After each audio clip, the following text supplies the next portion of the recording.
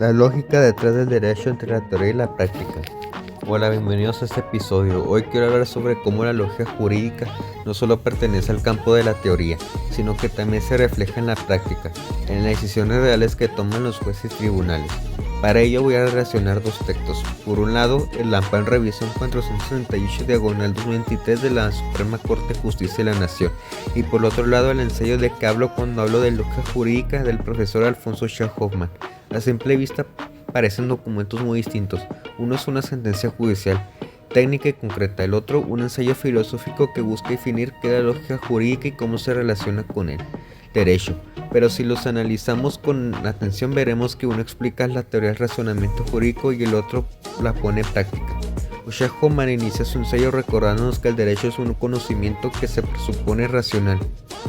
Eso significa que las decisiones, las interpretaciones y las sentencias no deben surgir del impulso, la costumbre o la intuición, sino de un proceso de razonamiento estructurado y lógico. El autor explica que la lógica es un elemento necesario aunque no suficiente del derecho. No basta para resolver un caso por sí sola, pero permite que las conclusiones jurídicas sean coherentes, justificadas y verificables. Hoffmann también señala que el razonamiento lógico delimita los límites del pensamiento jurídico. Nos muestra hasta dónde llega la razón y dónde comienza la simple intuición.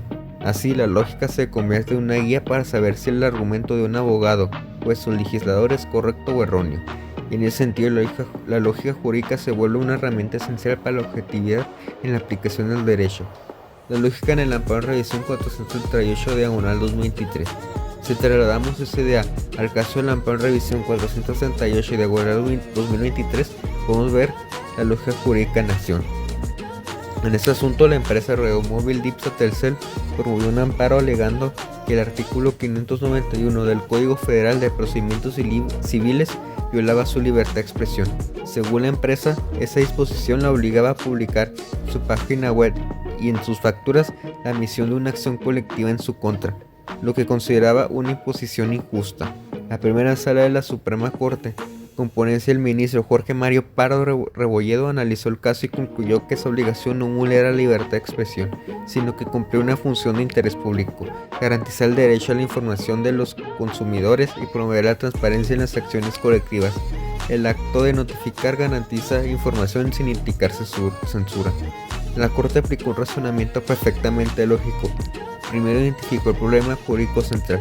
Viola el artículo 591 del Código Civil de Procedimientos Civiles, del Código Federal de Procedimientos Civiles, la libertad de expresión. Después analizó los valores y derechos en conflicto, la libertad de expresión de la empresa y el derecho de información de los consumidores. Y finalmente justificó su conclusión, mostrando que la medida es razonable, proporcional y necesaria. Ese tipo de razonamiento encaja con lo que Schell Hoffmann denomina lógica del raciocinio jurídico, es decir, el proceso de aplicar normas generales a casos concretos, utilizando inferencias racionales que conduzcan a una conclusión válida. Análisis lógico y estructura de la sentencia. El razonamiento de la Corte en el amparo 438/2023 puede sintetizarse en un silogismo jurídico. La premisa mayor sería: el artículo 591 del Código Federal de Procedimientos Civiles dice que el juez debe ordenar notificaciones idóneas. Premisa menor: en este caso, el juez ordenó usar las facturas y el sitio de internet de la empresa como medio de notificación. La conclusión sería: esa forma de notificar no viola la libertad de expresión, es jurídicamente válida y obligatoria. El ensayo de Hoffmann también menciona que la lógica deontótica es aquella que estudia las relaciones entre los conceptos de lo permitido, prohibido y obligatorio. En el caso del amparo de la Suprema Corte, justamente analizó un deber jurídico, la obligación impuesta a Telcel de publicar la admisión de la demanda colectiva para determinar si ese deber era válido o excesivo. Los ministros aplicaron una lógica deontótica y evaluaron si la norma imponía una carga razonable y si está justificada por un fin constitucional legítimo. Este análisis se refleja en la estructura de la sentencia, de los 92 párrafos que componen la resolución. Párrafos informativos: 34 párrafos, aproximadamente el 37% del total. párrafos formales, 13 párrafos, aproximadamente el 14% del total. Párrafos materiales, 48 párrafos, aproximadamente el 52%. Párrafos idénticos, un párrafo, aproximadamente el 1% del total. La alta concentración de párrafos materiales nos indica que el núcleo de la sentencia se enfocó en el análisis de fondo, es decir, en el contenido sustantivo de los derechos y la norma, y cómo se aplicaba el caso concreto. El uso del párrafo idéntico, aunque mínimo, fue clave para establecer el deber jurídico de notificación sin que ello implicara censura. Conclusión.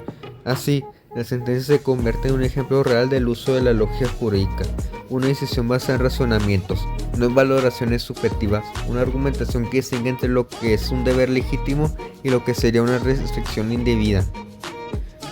Podemos decir entonces que la lógica jurídica sirve como puente entre la teoría del derecho y su aplicación práctica. El ensayo de Hoffman nos da las herramientas conceptuales para entender cómo debe razonar un jurista, mientras que la sentencia de la Suprema Corte nos muestra cómo ese razonamiento se materializa en la práctica judicial. Ambos textos nos enseñan que la lógica en el derecho no es una simple cuestión académica, sino una condición necesaria para la justicia. Conclusión. El amparo en revisión 438/2023 representa un ejemplo concreto del pensamiento jurídico racional que describe Alfonso Schacht Hoffmann la Corte al resolver este caso. Aplicó una estructura lógica que permitió equilibrar los derechos sin conflicto, justificar su decisión y fortalecer la confianza en el sistema jurídico. Así se demuestra que la lógica jurídica no solo vive en los libros, sino también en las resoluciones que día a día construyen el derecho en México. La teoría y la práctica se unen aquí para recordarnos que la justicia no se alcanza sin razonamiento y que la lógica es el corazón del derecho. Gracias por escucharnos, nos vemos en el próximo episodio.